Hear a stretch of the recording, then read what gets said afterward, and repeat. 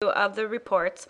The first thing I'm going to show you is supply and demand. In this, if you look at the bottom left corner, you can see the parameters of what I pulled. And this is supply and demand over the last 2 years, the trends for all condo in Greene County.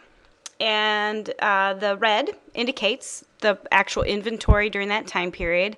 The blue indicates the units that went under contract during that period, and green indicates the number of sales. So over the last 2 years, the trends have been definitely telling. And this, I think, right here, this report here will show if you share this with them, that'll show them that developing right now probably is not a good idea.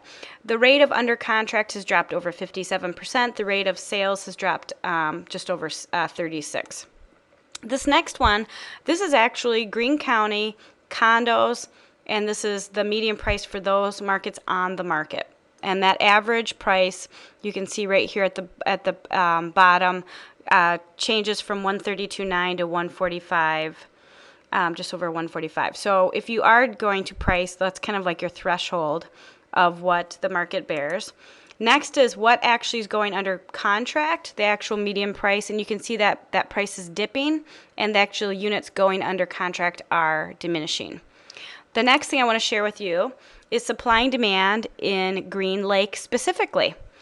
And the reality is this.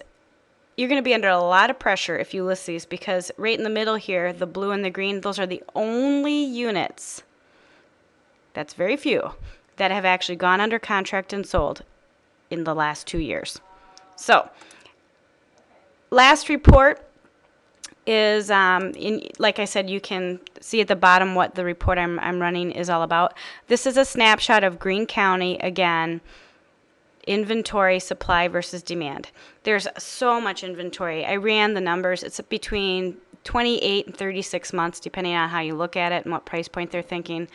I just really wouldn't want you to have to compete with that. And, you know, you're good, but you are not a magician. So I think what I would suggest that you do is you give them the reality check of what the market is telling. You know, data does not lie.